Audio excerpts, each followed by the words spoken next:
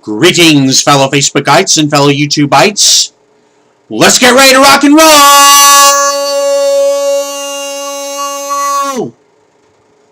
Today is Tuesday, December the 17th of 2013. And first off, I got a couple of preliminary things I want to pass along to you. Now, a couple of days ago on my recent video, on my last video, when I told you about my friend Casey Weston Reader's new book, What We Got Into. Now, I mentioned that you could purchase it at barnesandnoble.com and Amazon. I didn't mention Amazon.com, but you can purchase it there. I mentioned CaseyWestonReader.com and WhatWeGotInto.com. Well, you know what? Here's something that Casey pointed out to me after he saw my recent video. Okay? And I'm going to go ahead and pass this along to you as well. Okay.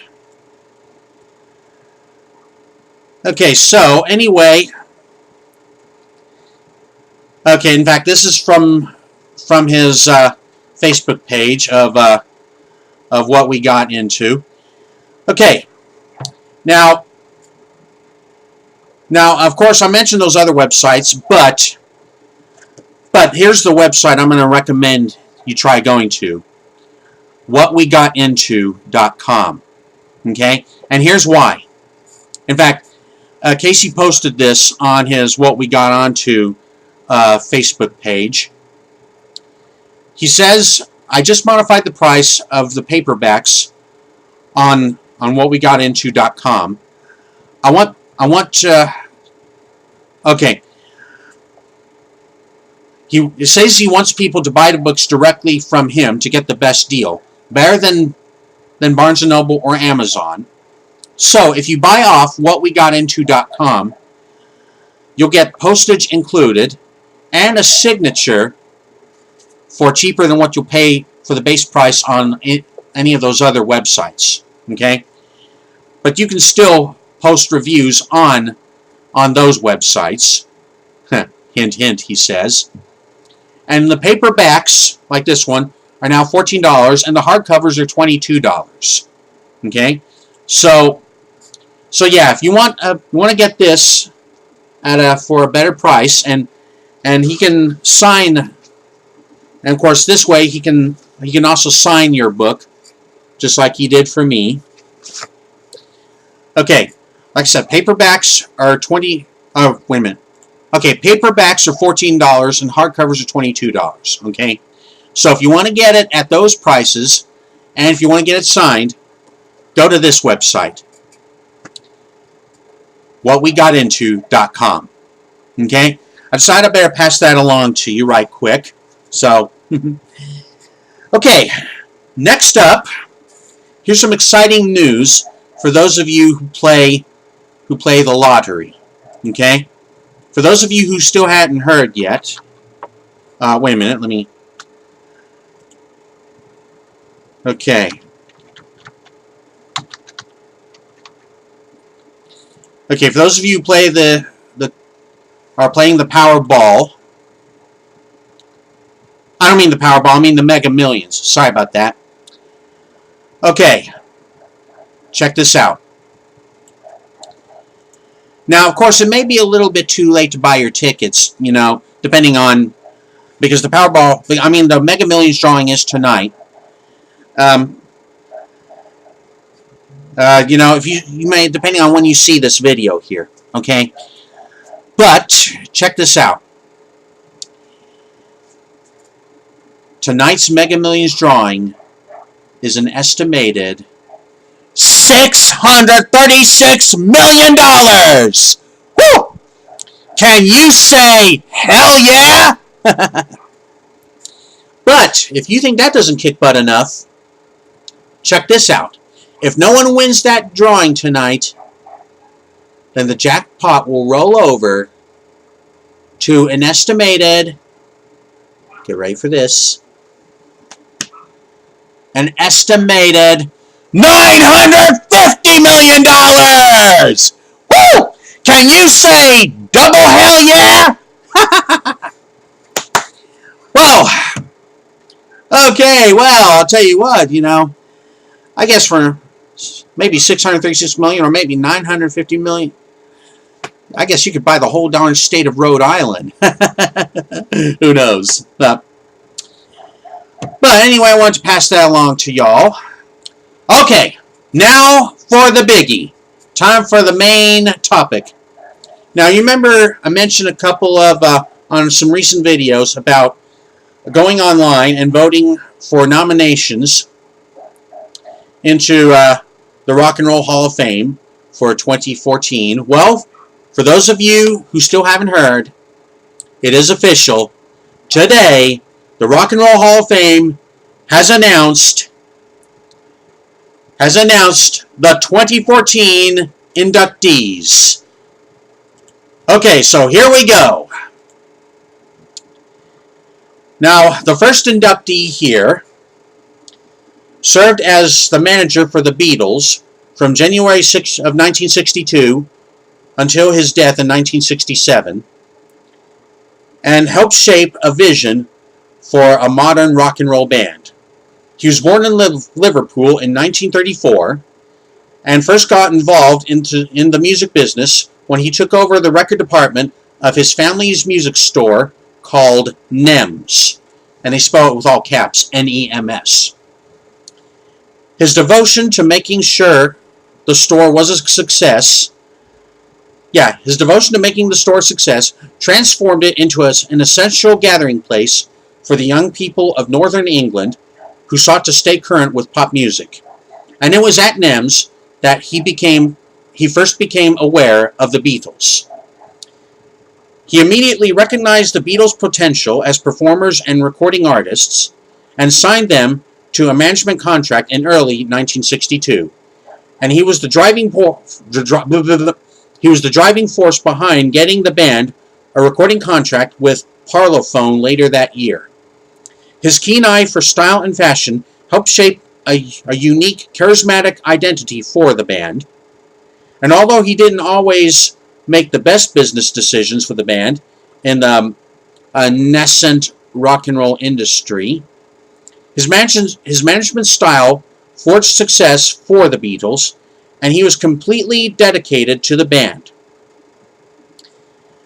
And Paul McCartney said that if anyone was the fifth Beatle, it would be this particular man. Of course, Paul goes on to say that people talked about George Martin as being the fifth Beatle because of his musical involvement, but particularly in the early days, this particular man was very much part of the group. Okay, that's what Paul McCartney said. And he went on to sign a large stable of Liverpool artists in the wake of the Beatles' success, including Jerry and the Pacemakers, Sheila Black, and Billy J. Kramer, and the Dakotas. But his first priority was always the Beatles.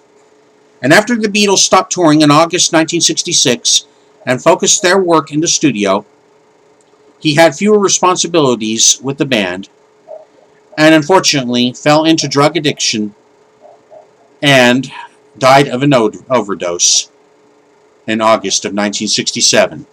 Ladies and gentlemen, this inductee into the Rock and Roll Hall of Fame for 2014, Brian Epstein. Okay? That's the first inductee. Okay, now the next inductee,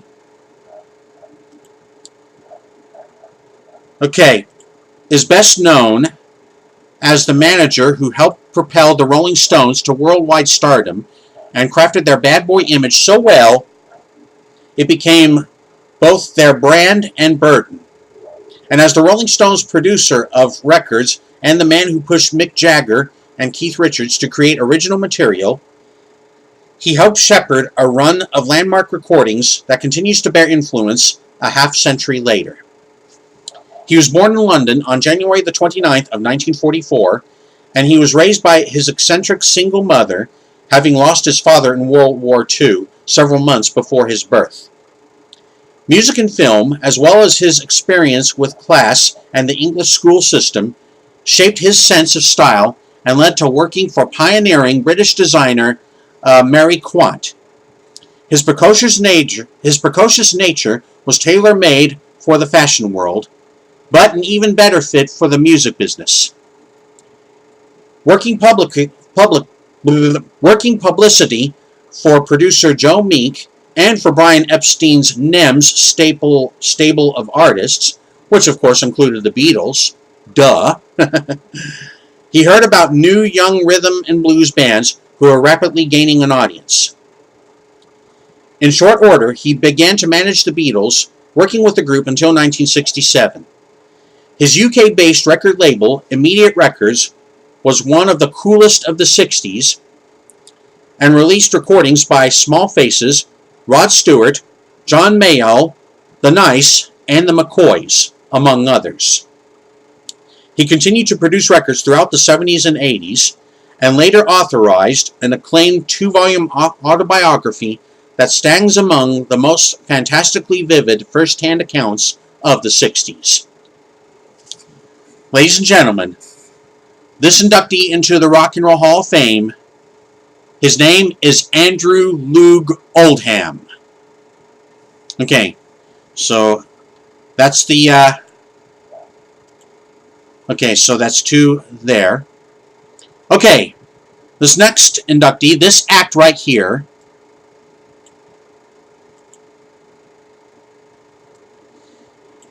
is a band. Okay, this next inductee is a band which was formed by Bruce Springsteen in 1973 after he landed a recording contract with Columbia Records. He played with the musicians who became this band in various Asbury Park-based groups in the late 60s and 70s. The first lineup of the band, which was Gary Talent on bass, Danny Federici on organ, David Sanchez on piano, Vinny Lopez on drums, and Clarence, the big man Clemens, on saxophone. The band logged many miles on the road, helping to establish Springsteen's legendary reputation as one of the greatest performers in the history of rock and roll. In 1974, drummer Max Weinberg and pianist Ray Bittan, replaced Lopez and Sanchez. Excuse me. And in 1975, during the recording of Springsteen's breakout album, Born to Run, Miami's Steve Van Zandt, who Springsteen had known since he was a teenager, and who had been in a number of bands with Springsteen, joined the fold on guitar. That lineup of the band backed Springsteen on 3 of his most critically acclaimed and beloved albums, Born to Run, Darkness on the Edge of Town, and The River, and backed him live as he moved from clubs to stadiums. Once Steve Van Zandt left to pursue a solo career in the early 80s, singer Patty Sciaffa, how do you spell that? I don't know how you pronounce that. S-C-I-A-L-F-A. S-C-I-A-L-F-A. Well, anyway, that singer joined on vocals, and Nils Lofgren, one of rock and roll's greatest guitarists, joined on guitar. And the band backed Springsteen on his explosive worldwide tour in support of Born in the USA in 1984 to 1985.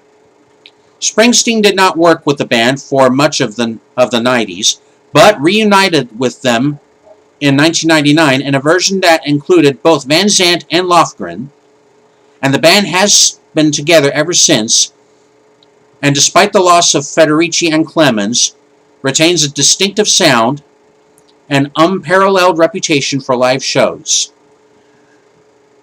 Through various incarnations, the mighty men and women, because it's in quotation marks, of this band, as Springsteen calls them, and have provided a unique and powerful sonic template for Springsteen's music, combining British invasion guitar-driven rock, the joy of 1950s rock and roll, and the drama and dynamics of soul music.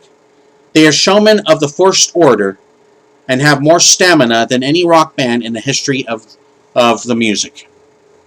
Ladies and gentlemen, this band, the next inductees into the Rock and Roll Hall of Fame, I'm talking about, of course, the E Street Band.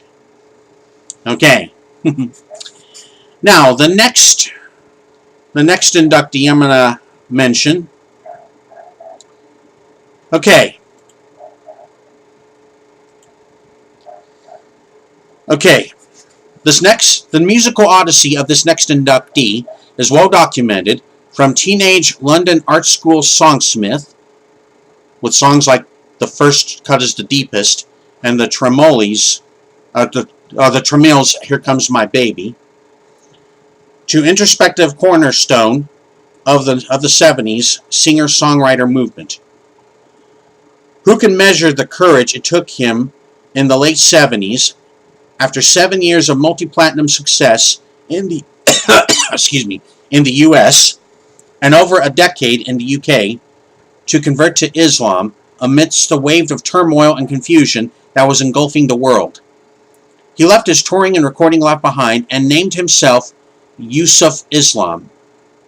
Inevitably, many longtime fans abandoned him, and he found certain international borders closed, and worse yet, controversies on his doorstep, despite his humanist background.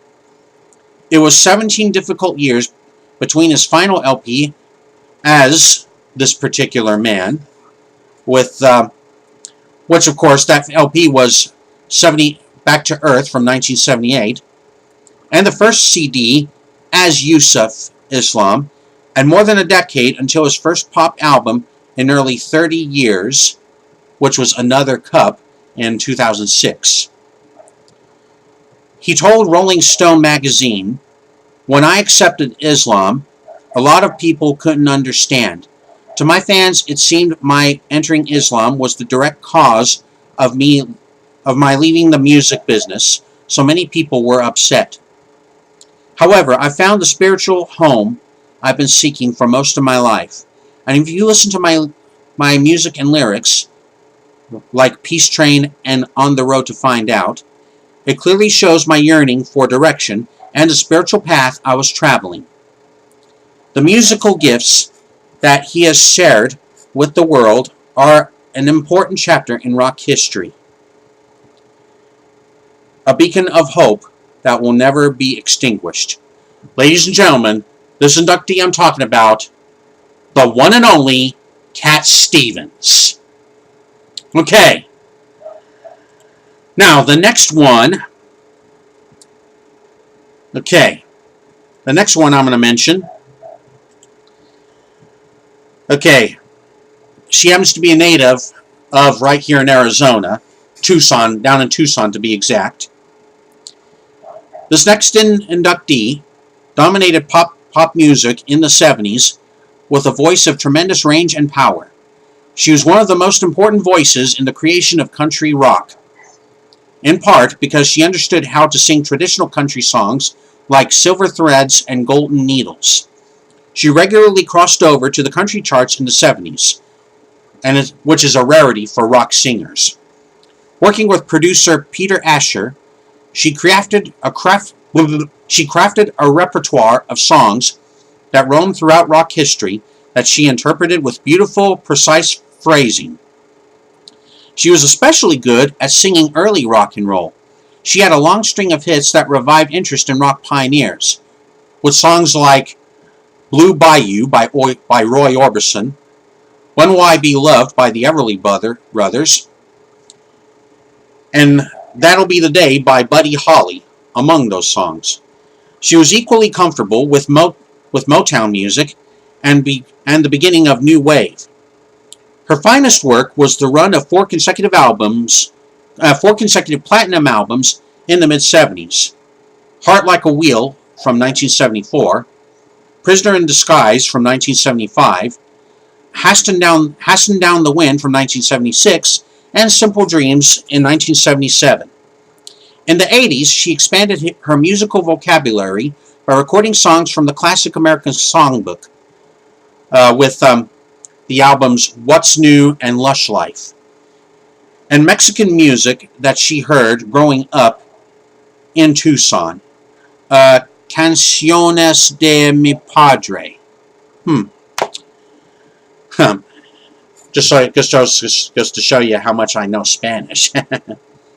Anyway, that work proved as successful as her rock albums. She is the only artist to win a Grammy Award in the categories of pop, country, and Mexican American and tropical Latin. That diversity reflects her approach to singing. She was always looking for the best song, regardless of category. Ladies and gentlemen, this artist I'm talking about, this inductee into Rock and Roll Hall of Fame for 2014, Linda Ronstadt. Okay, this next act that I'm going to mention. Okay, this duo, this next act is a duo. Okay, these two men created an original mix of soul and rock that made them the most successful pop duo in history. As songwriters, singers, and producers, they embraced the pop mainstream, bringing passion and creativity back to the 3-minute single. Over the course of their career, they have recorded 6 #1 hits and put 34 songs in the Billboard Top 100.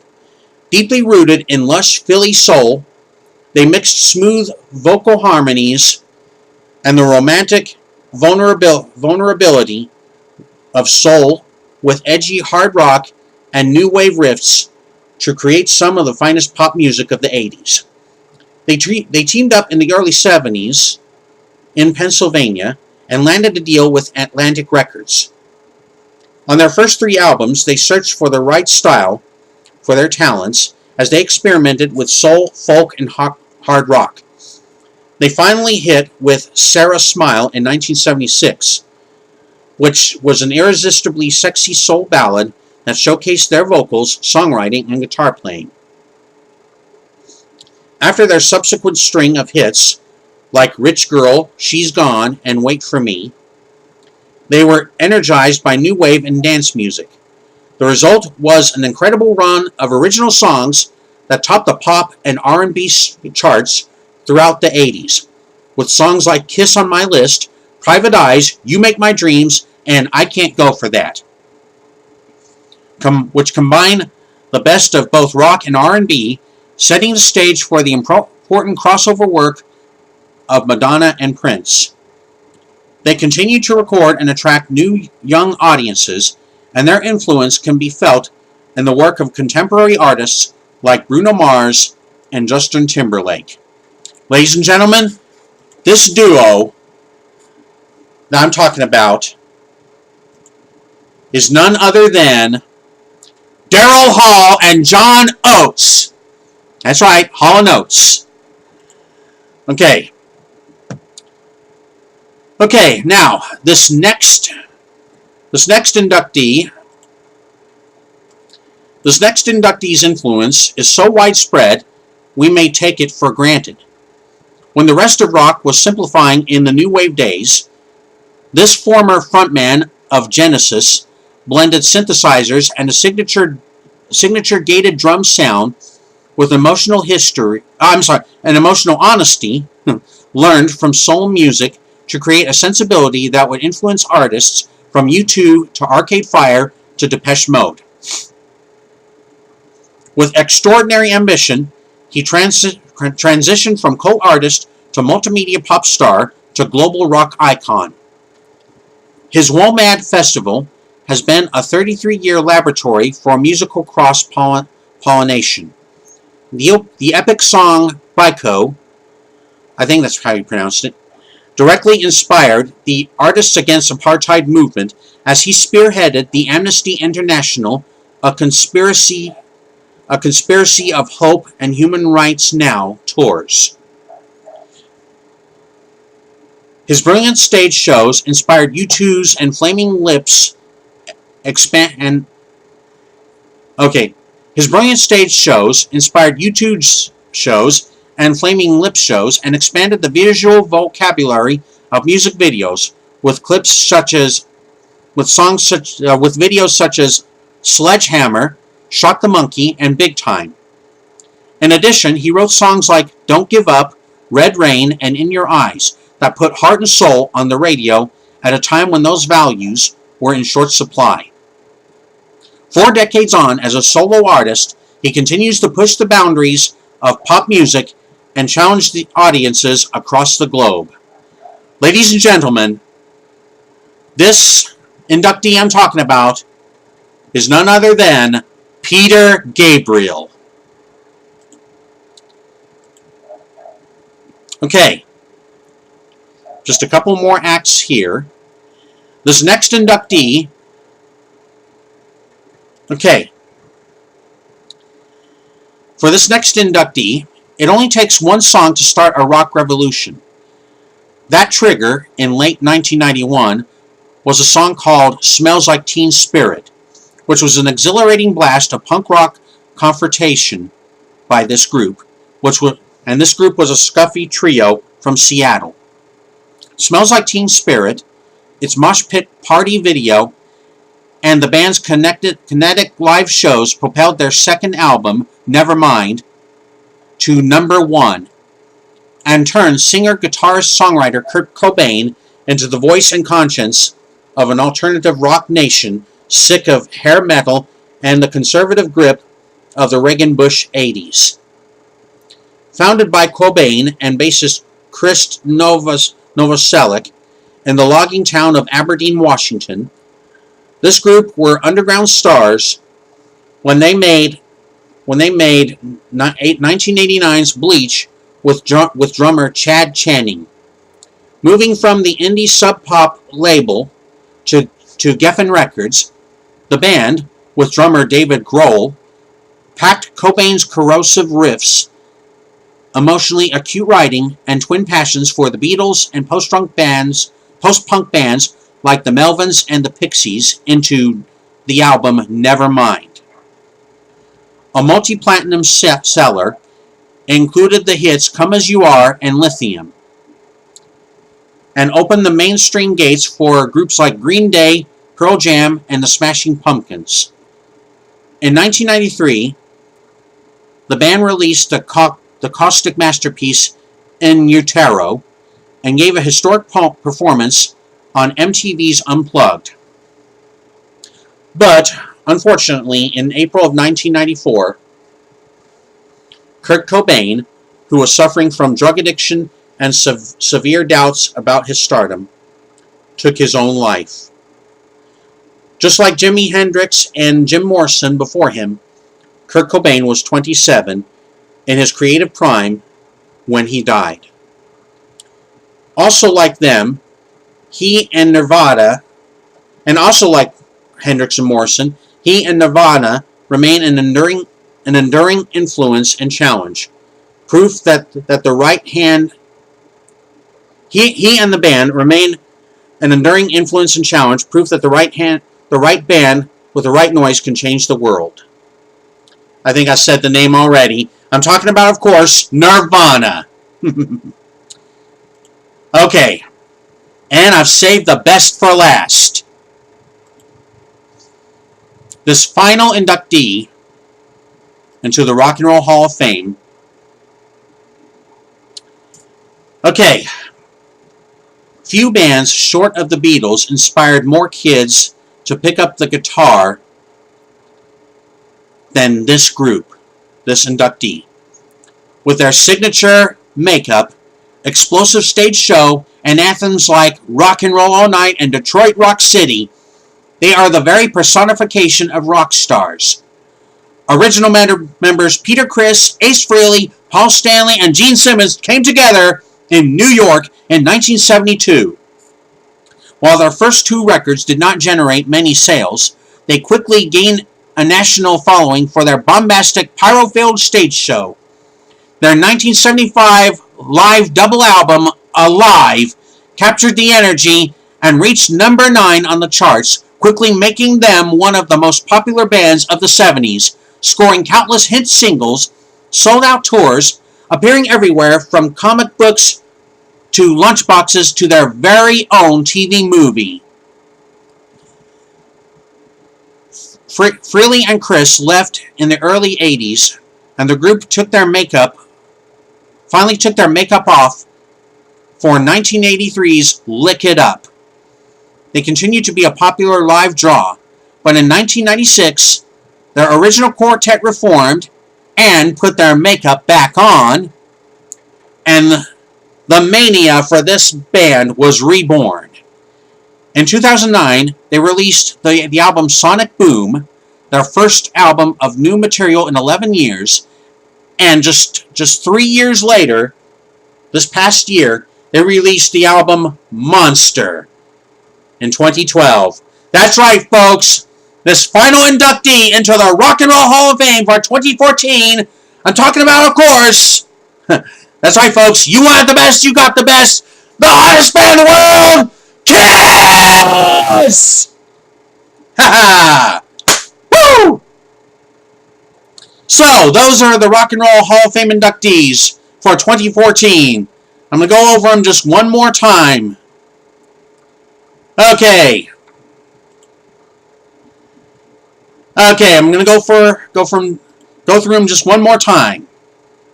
Brian Epstein, Andrew Lou Goldham, the E Street Band, Cat Stevens, Linda Ronstadt, Hall & Oates, Peter Gabriel, Nirvana, and of course, Kiss. Those are your 2014 inductees into the Rock and Roll Hall of Fame. It's about damn time Kiss got inducted into the Hall of Fame. I'm going to tell you that right now. Okay, well, this is obviously the longest edition of my YouTube show that I've done, because I've just gone over 32 minutes. But anyway, now when their inducting ceremony is going to be, I don't know, you know what, well, I can pass that along to you later on a later show. Okay, well, now that I got that out of the way, well, after I finish editing this thing and adding some text to this, I better haul butt out of here and go get, see if I can go get a Christmas present for one of my co-workers. Our gift exchange is this Thursday at my workplace. So, well, glad I got that out of the way. So, with that being said, sorry about that, folks. Ignore that ring. With that being said, that's going to do it for me for now. So until next time, let's get ready to rock and roll! Crisscross applesauce out. See you later.